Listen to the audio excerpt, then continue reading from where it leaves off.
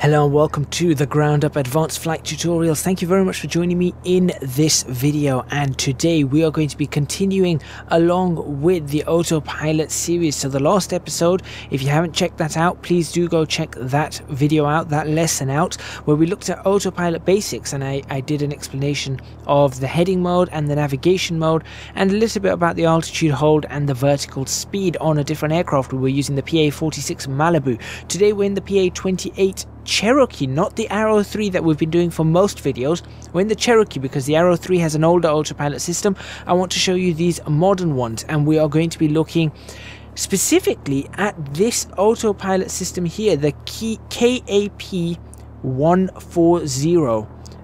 That's the one we're actually going to be looking at. Now, that doesn't mean that this is not going to be applying to everybody else looking at other autopilot systems, but if you want the most out of this video and out of this lesson, I recommend you find an aircraft that has the KAP 140 autopilot system installed on it.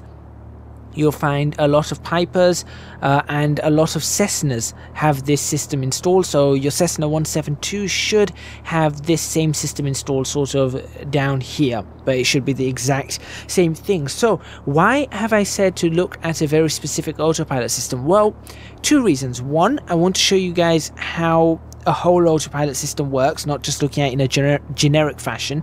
And two, today we are going to be looking at the approach and back course buttons. So this is going to be the other bit of the autopilot system that we haven't looked at, and we are going to be doing the circuit that we did in a previous video. In one of the earliest lessons we did a circuit. I would say it was lesson number 4 or 5. Lesson 4 or 5 is the one that we did a circuit in. So we're going to be doing a circuit around the airport in the exact same fashion. So we're going to be taking off on this runway over here, which is runway 9. So we're going to be taking off on runway 9. We're going to turn left. No, we're going to, should we turn left or right? We're going to turn right. We're going to turn right heading 180. Then we're going to turn right again heading 270. Turn right again heading 360, and then turn right again and land the aircraft again on the exact same runway in the exact same fashion. The only difference is going to be is that today we are going to use the autopilot systems. So let me explain to you what this autopilot system is and how it works. Again, I'm not going to go over the heading mode. That's one that we're not going to go over at all. I am going to go over the altitude hold a little bit more, but we're not going to go over heading hold. If you want to know more about that, I recommend you go have a look at the previous lesson. And also, before I forget, do support me on Patreon if you can. A link to that is in the description box below. Your support would be massively appreciated, and anyone who does select the $5 or more reward, then you do get access to the Flight Sim Tutorials channel, where there's a lot of stuff that goes on specifically to do with flight simulation, aerodynamics, all that kind of stuff. So yeah, it's pretty good. And for those of you who do support me on Patreon and have access to that channel and enjoy it, thank you very much, and I hope you guys are, like I said, enjoying it more. Before we continue, I am going to set up the ILS for runway 9 at East Midlands Airport. That's where we are, EGNX, Echo Golf November X-Ray. And for those people who have been following along for a long time on this, you guys should know this off the top of your head. 109.35, and you can immediately see that's changed. And I am going to do the same for this one. In fact, no, for this one I'm going to do 115.7. The reason I'm doing 115.7 is just in case we decide to, or I decide to go over to the Trent VOR, and I am going to select for this, let's see, we'll go for due north. That's what I'm going to select for that if we decide to go that far. So back to this autopilot system, the buttons, that switches on the autopilot. That's our heading hold, that's our navigation hold. Again, these two covered in the last episode. These ones I will talk about in a minute. That's our altitude hold. Up and down also works for the vertical speed and the altitude to a certain extent. And we have the arm button. I will also be talking about the arm button. Let's switch the autopilot on, and you can see it's defaulted to heading mode. Now, it actually shouldn't be defaulting to that mode. I am going to point that out. In Flight Sim World, it defaults to this mode. It should not be defaulting to heading mode. It should be defaulting to wings level mode and vertical speed mode. But anyway, we're going to see when we get in the air what happens.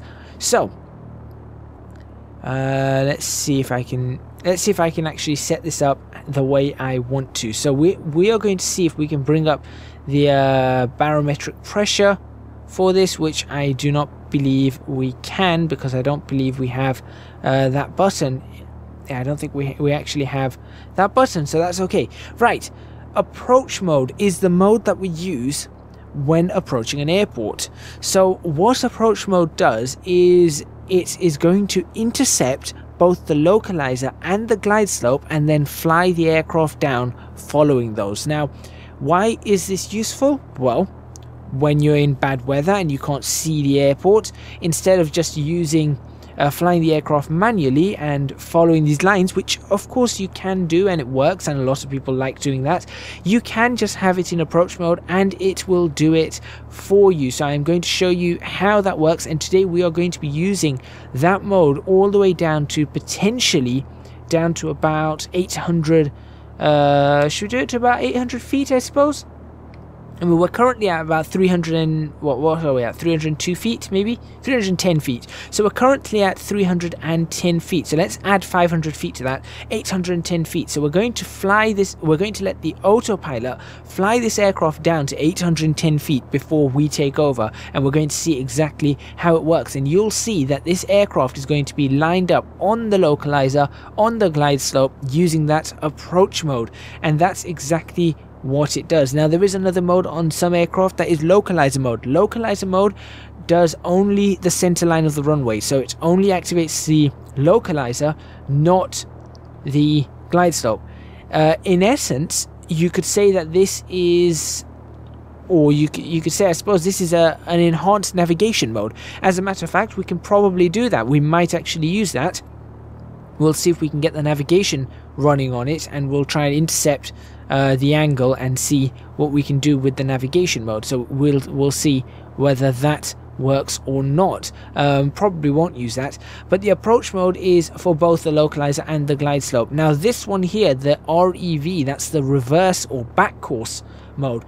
Backcourse mode allows us to switch the localizer into a backwards position. Some airports only have a localizer on one side, which means if you were approaching the airport from the opposite side, you would not get the readings. What happens when you press that button is it tells the aircraft that you're approaching the localizer backwards, and it will then do all the adjustments and all the necessary calculations to have an approach just like you would if you're approaching the localizer forwards. Make sense? Very, very simple actually. So we're going to switch this off for now, and you can hear that noise that comes up. That's absolutely fine.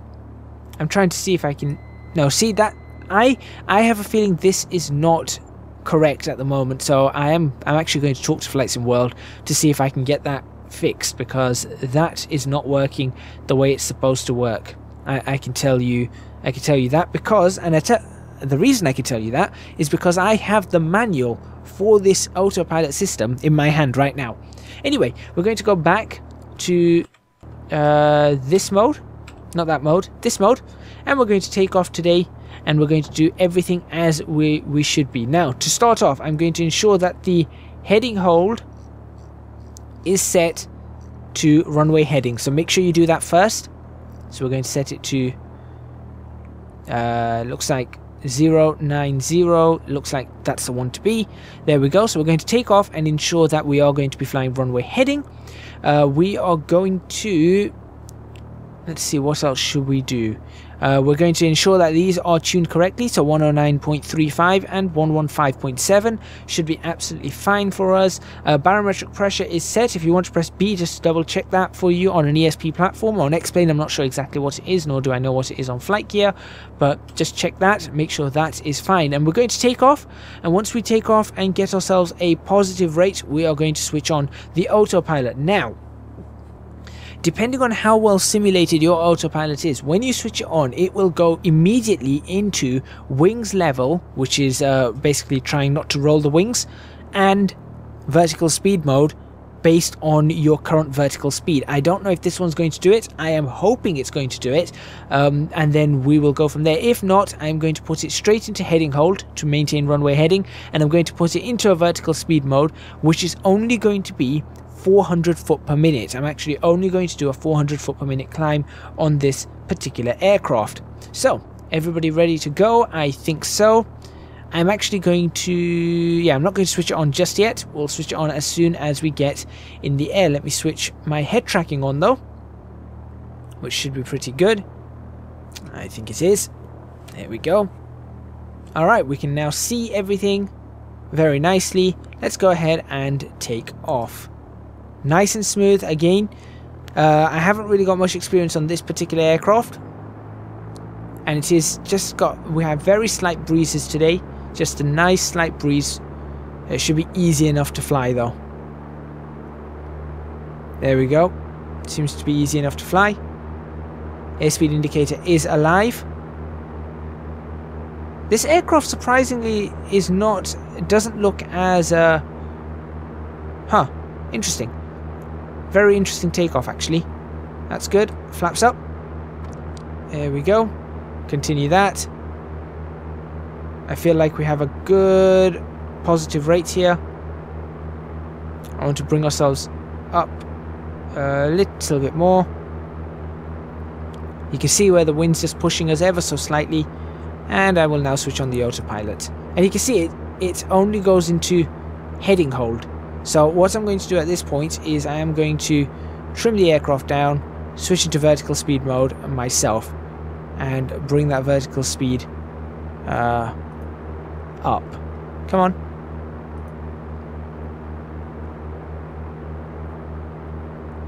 Alright, I think that's put it into vertical speed mode as I would have wanted. So what I'm going to do is I'm going to switch off the vertical speed mode. I am going to trim the aircraft down. There we go. And when I get to where I need to be, I will switch it into vertical speed mode. So this should have happened automatically. Your aircraft may have done this automatically. Come on, trim down a little bit more. Yeah, that will do quite nicely for me. That will do. Alright, so we're doing about almost 100 knots, 500 foot per minute climb. We can now use this to turn. So we're not going to do this with our controls anymore. We're going to use this to turn, and we're going to turn to a heading of 180. So turn the heading bug all the way around to 180. And there you go, you can see it just does the turn as you would expect. Now, I'm also going to arm the altitude mode. So now I'm going to press the arm button and the altitude. There we go. And I'm going to set it for 3,000 feet. Now that should bring us up to in fact, no, I'm just going to do that for 2,000 feet. That should bring us up to 2,000 feet with the vertical speed that we selected. So you can see how that arm mode works. Which actually currently is not doing so. Come on. There we go, that's armed. No, it doesn't like it. I'll just go like that then. Job done.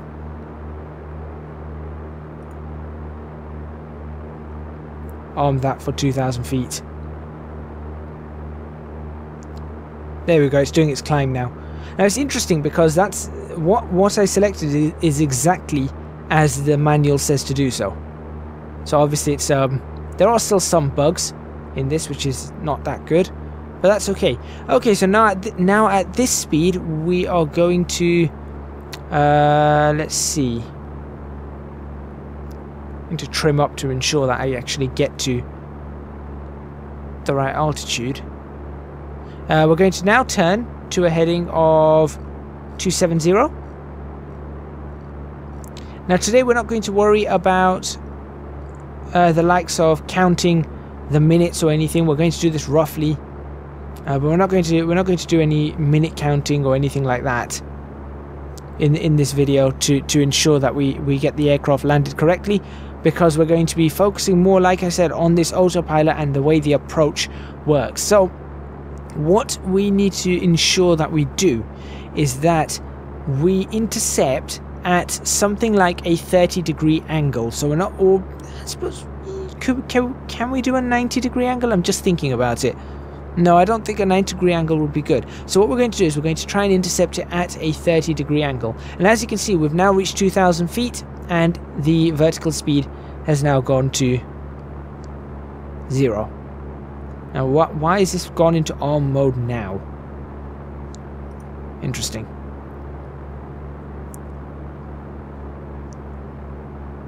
All right.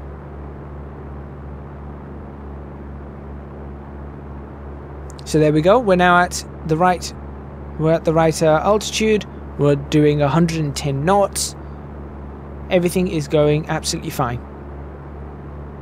You can see now we've just crossed the area where the glide slope no longer responds. So we're pretty much abeam the airfield. There you go. You can see we're exactly abeam the airfield. Great. And then that should come back momentarily. In fact, there it goes. It's already coming back. And you can see the only thing I am handling in this aircraft at the moment is the throttles. I'm not handling anything else.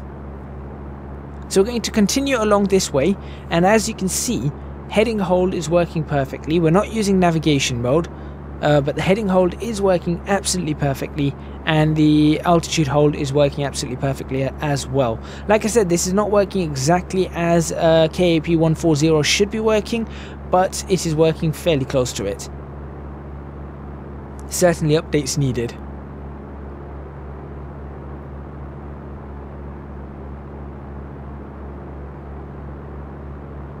So in any case, like I said, again, what we're going to be doing in the approach phase is that we are going to be turning, first of all, we'll turn onto a heading. So we're going to turn onto the heading, as we always do, of 0 or 360. So we're going to be heading due north once again. Once we've got ourselves heading due north, we've got this altitude. This is going to stay at 2,000 feet for us.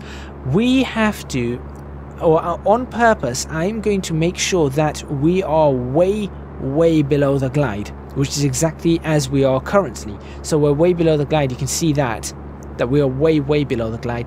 This is a good thing for us for the simple reason is that it's going to allow me to show you how this actually works.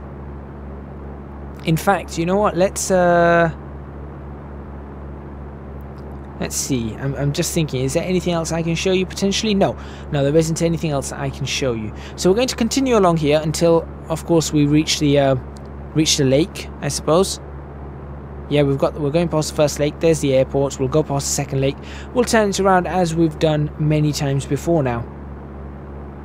But you can see how easy this is now. I've got my hands off the controls completely. The only thing I'm monitoring very slightly is the throttles, so I'm just doing minor playing with the throttles, and now I can look out and about. Or if I was actually a pilot, I could look at the charts. I'd be looking at where I'm going, what I've got to do next, preparing for the next phase, which is what an autopilot is good for. So in this case, we're preparing for the landing phase.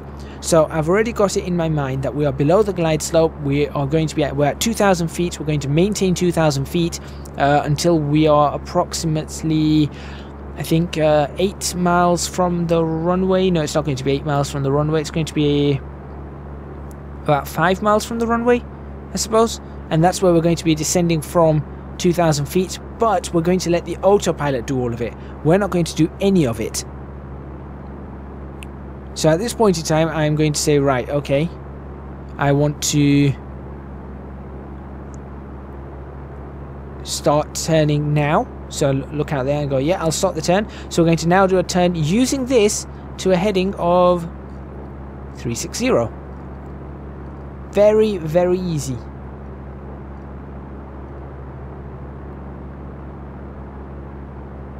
And again, you can see here that there is saying the autopilot is on. That is pitch trimmed down, so that's trimming the aircraft.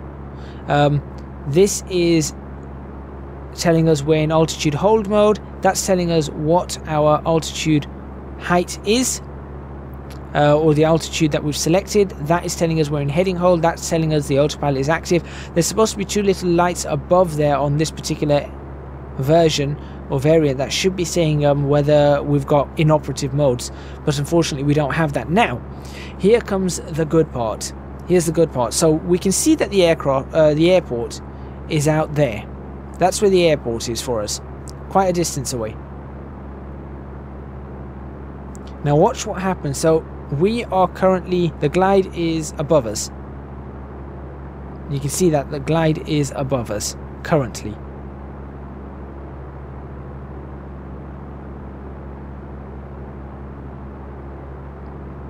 Now, what I'm going to do now is I'm going to switch on this mode, the approach mode. Now watch what happens now. Approach is lit and GS, that's telling us glide slope. What that is going to do is it's going to maintain the heading until it sees the there it goes.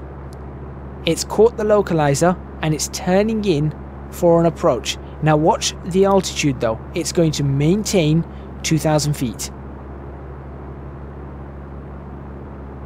It's, even though it's waiting, so it's waiting to capture the glide slope, it's captured the localizer already.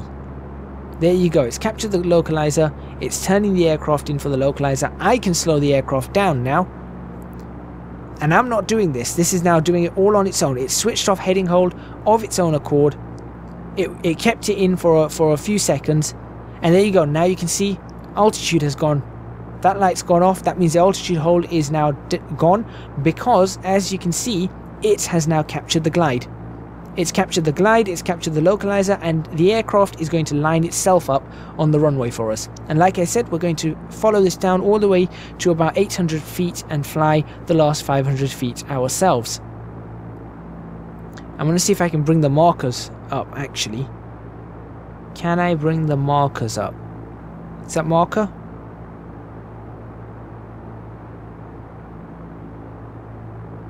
Yep. Let's make the markers audible for us. And let's really crank this down. Slow the aircraft down.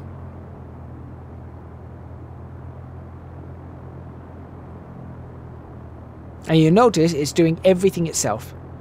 I'm not lining up with the runway, it's doing it of its own accord. It's adjusting the rate of descent of its own accord. I am not doing anything.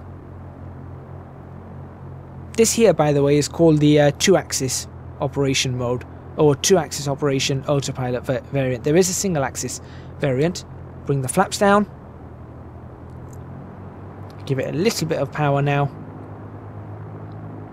Not doing anything myself. I hope the markers work, because it's normally important. The way they tell us to do it in the manual is that when we get to the middle marker, that's when we take over control.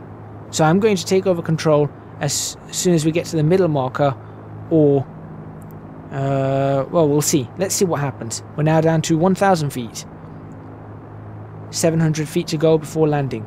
But you can see there, look, it's perfectly lined up on the runway. We've got 2 whites, 2 reds. We're on the localizer. You can see over here, the approach mode has sorted it all out for us. And we've got a rate of 455 feet per minute on the descent. And we're coming down at 90 knots. Waiting for the markers. Still nothing from the markers. I am going to take over in a few seconds myself. You can see it's gone slightly above. That's okay though. Still nothing from the markers. So I'll take over now. And now all I've got to do is keep this lined up exactly as they did. So I'll reduce the power myself. And you can see just how easy that becomes.